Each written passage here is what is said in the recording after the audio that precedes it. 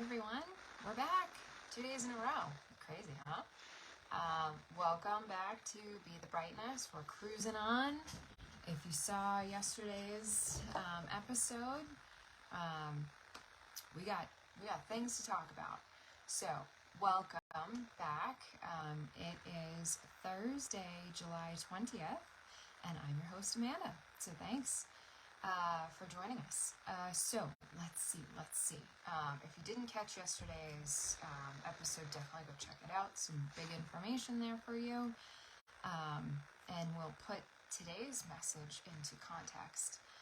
So what are we talking about today? Visions. Really important. Really important. It's great to have goals and to take steps to achieve those goals, but your goals should lead you to your overall vision, right? So what does that even mean? I'm going to use myself as an example, okay?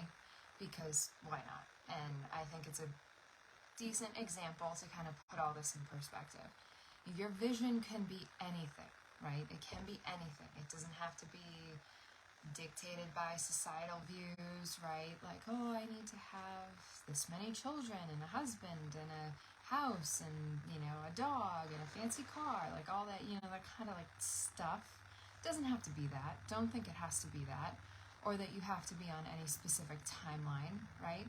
The timeline that we are all on is different and individual because we ourselves are different and individual people, right?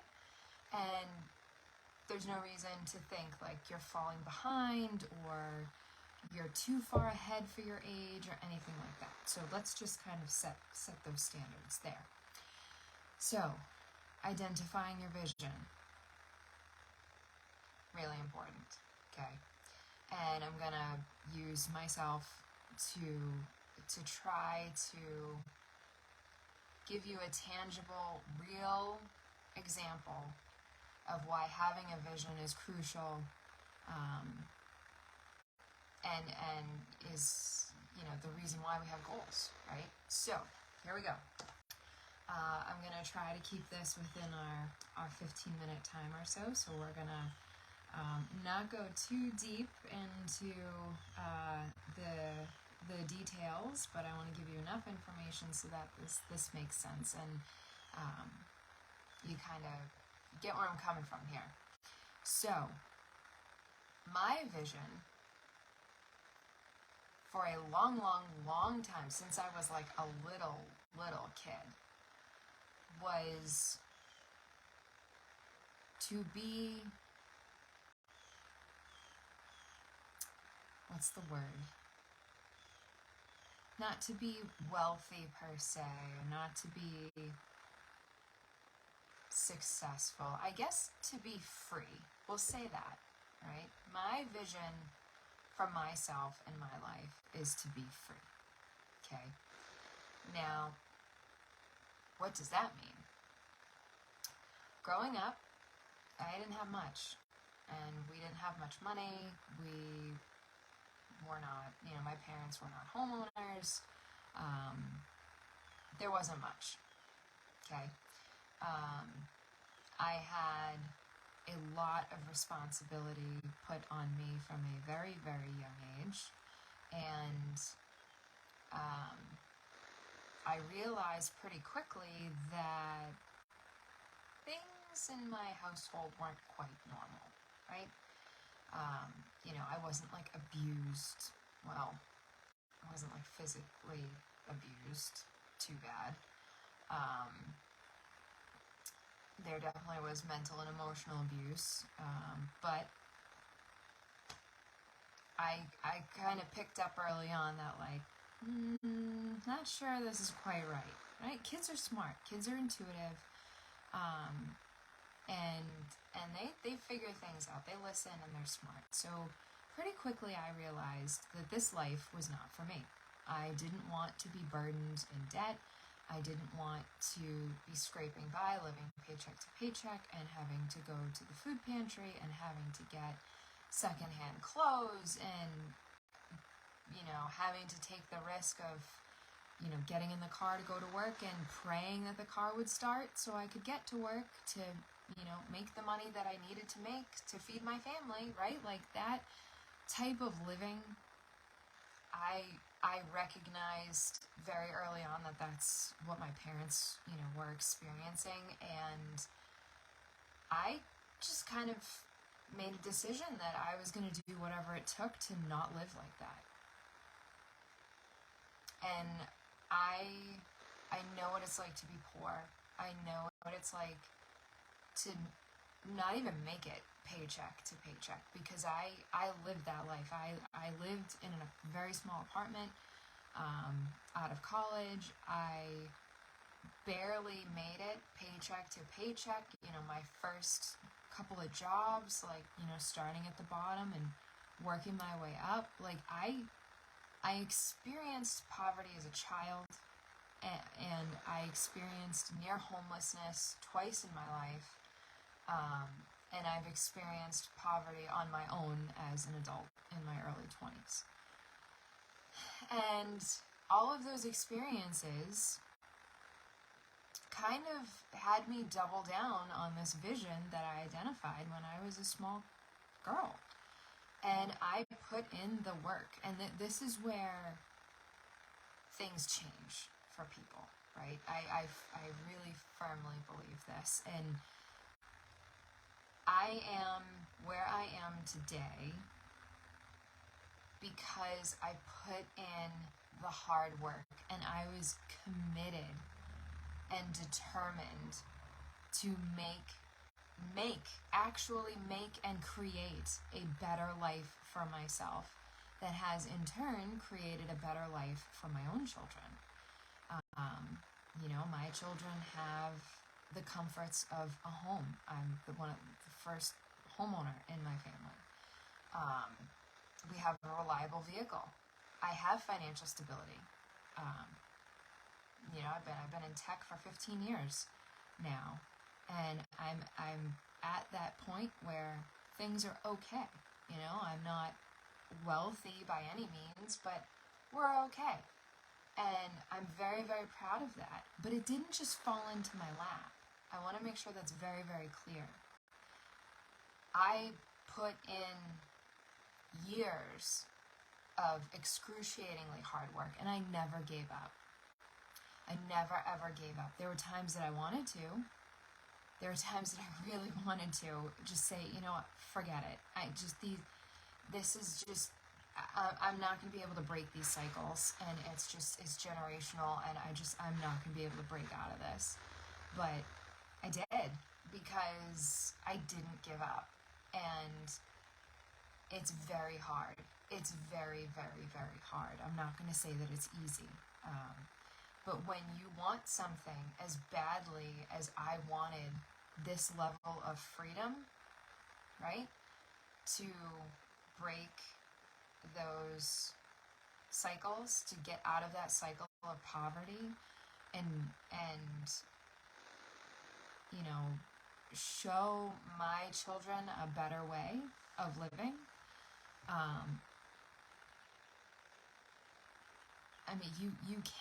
You can do it. You absolutely can do it. And there's going to be bumps along the way. It's taken most of my life to get where I am now. And that's having a vision, right?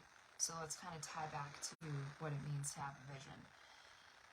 That's having a vision. When you look ahead in your life and you see yourself in a very specific place, that's it, right? That's it. And every single day you should work towards becoming that person, finding that place, creating that place, however you can. Some days you're going to make half an inch of progress.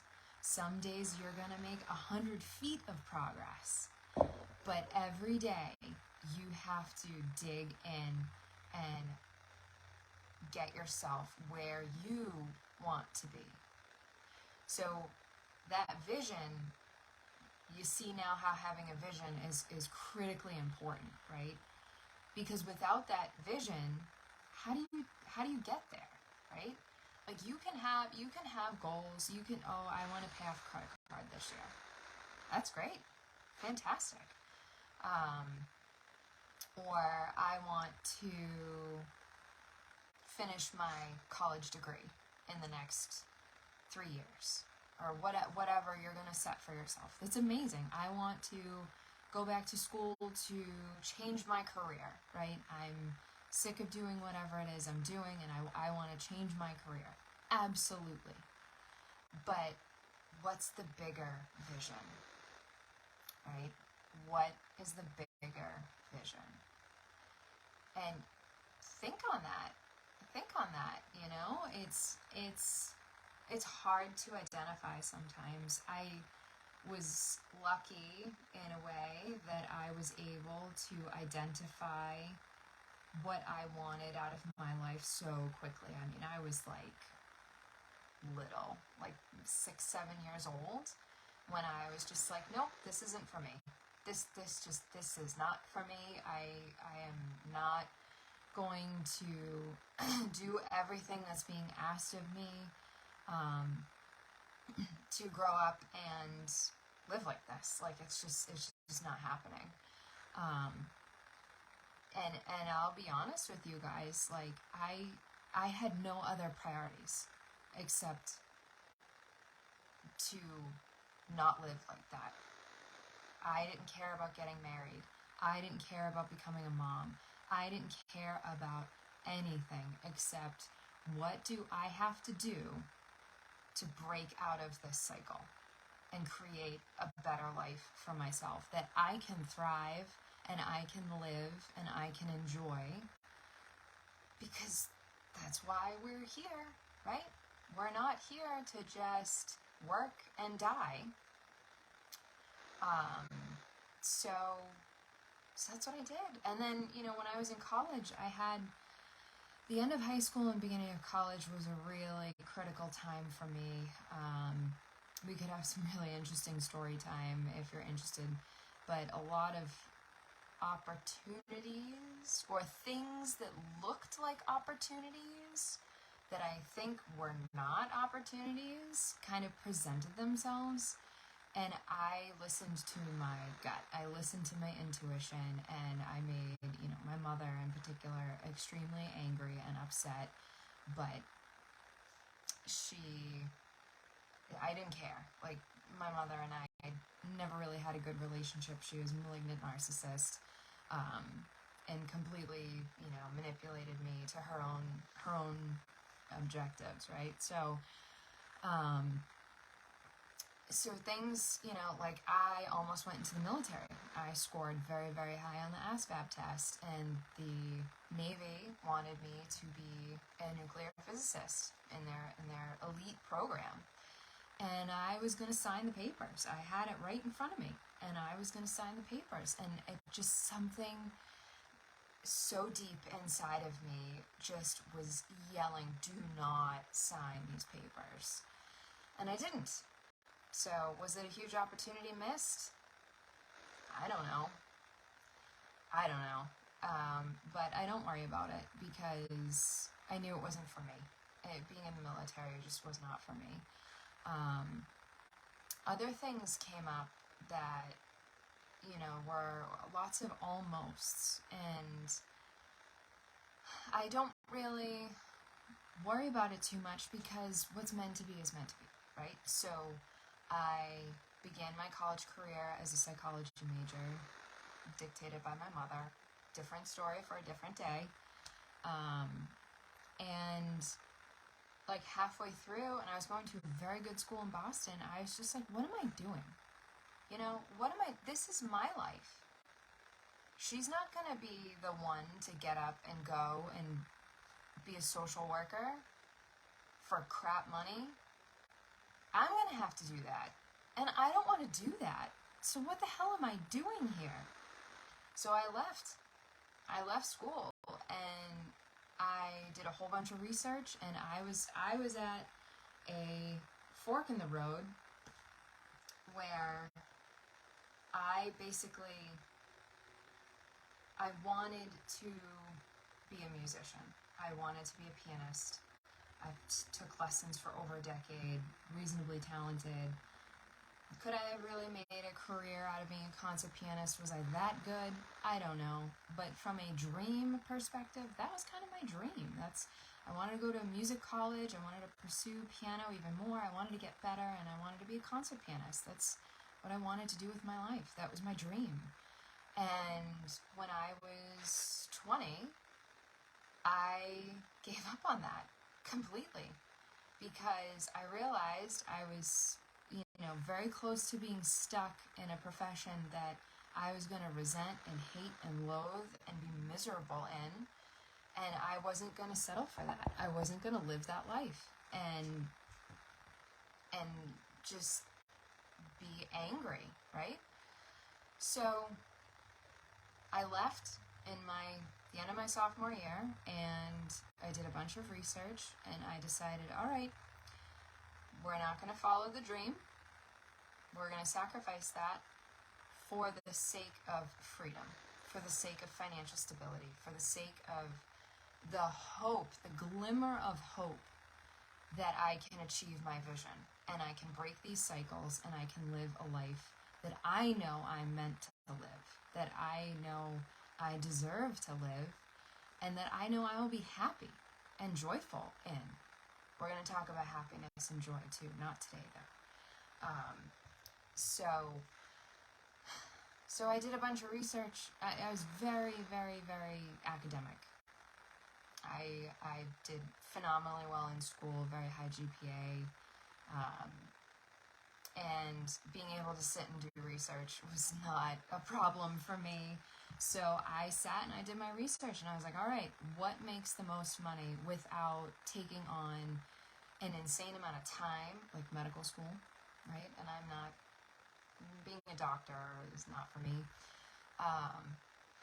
So where's the sweet spot, right? I sat and I was like, where's the sweet spot where I don't have to spend the next 10 years in school and get $500,000 in student loan debt? And what can I do relatively quickly, relatively manageable from a student loan perspective? Because we're poor, I had no money. And how quickly can I start my own path here? Because at 20-ish, 20, 21, I was already, behind the 8 ball because I'm starting over.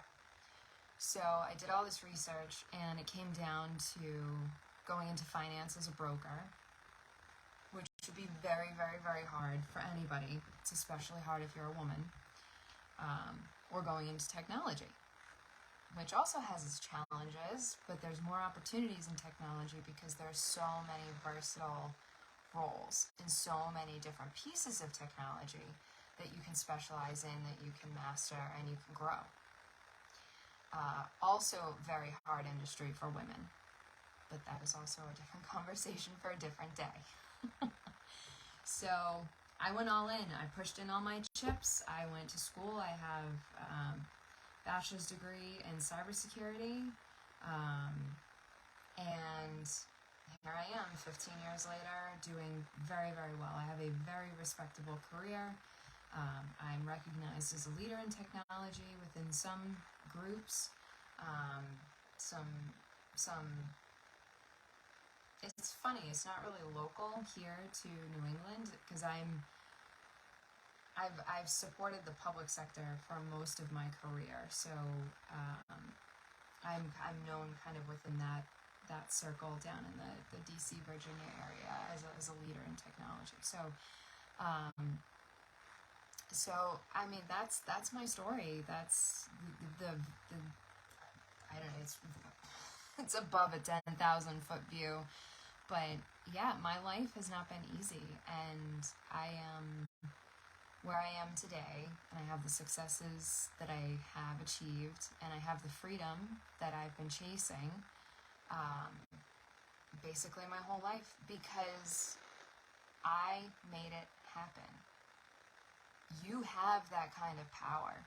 I relentlessly believed in myself, even Even when I had everybody telling me I was crazy, everybody telling me I didn't know what I was doing, that I was making bad decisions, I was ruining my life, you know, what are you doing?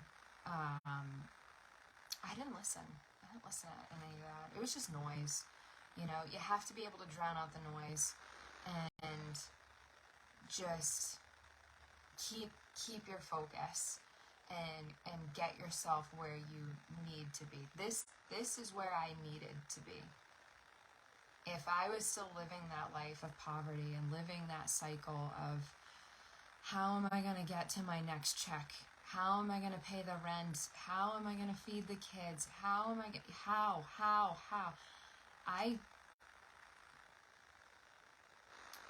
I can't live life like that. I just can't. And I'm where I am because I recognized what my needs are. Recognizing your own needs is really important too. And your needs might be very different than mine. And honestly, they should be, right? Because we're very different people. So, you know, take that time. It doesn't matter how old you are. It doesn't matter where you are in life. Like, I have had so much change in my life consistently throughout my life. And I have had years where I have seen monumental change that is more than I think most people can bear. Like, one quick little example, I don't think I've shared this before, but I will, in the hopes that it might help somebody. Right after I had my twins, 7 days later, my mother was diagnosed with terminal cancer, stage 4 colon cancer, and had emergency brain surgery. And the following 18 months, while my twins were growing and developing and thriving, and giggling and doing all those wonderful things, my mother was dying. She was on hospice in our apartment. That was 18 months of, to say hell, I mean, that doesn't even do it justice. I've seen depths of hell through that journey that I hope people never, ever, ever see. But that's life. You know, you have to accept those things. You have to take on the challenges and not let these things break you. And you have to find, as hard as it is, there were some days that it was so hard. Just how I was going to get up and do it all again the next day, I didn't know. I really didn't know. But I did because I had to. There was nobody to save me. There was nobody was coming to save me. Nobody was going to throw me bags of money. Nobody was going to come and just appear like Mary Poppins and be like, here, I'm here to take care of your children. Nobody was coming to save me. Ever in my life. Let alone when my mother was sick and I had just become a mother of multiples myself. So I saved myself, you know, and I became the woman that I had always kind of looked up to, that I had always had in my mind that, you know, it's a terrible saying, but could do it all, you know? And, you know, and the last 2 years of my life have been a whirlwind of change, like monumental change. Some really tough change and some really great unexpected change. And the thing that I've learned is that you have to be flexible, you have to be adaptable, and you have to keep yourself centered. You are not the storm. Sometimes you're surrounded by the storm. But you have to keep yourself centered, and you have to keep clarity, so that way you can see the next step that you need to take to get out of the storm, right? So, find your vision, identify that vision. If you have a vision, that's fantastic. I'd love to hear about it. And reevaluate your goals, your existing goals. How are those goals matching, leading you to your vision, right? Take a look. Take a look. And it's in this hard work, it's in this introspective analysis, if you will. This is how you change your life. This is how you become everything you've ever wanted, right? This is how you make your dreams reality. This is how you create life that you want, right? If you don't have to settle. You don't have to settle for anything. Just because you were born into a family of poverty and, emotional abuse like I was, you don't have to settle for that. You can break free. So there you have it, folks. I hope this made sense.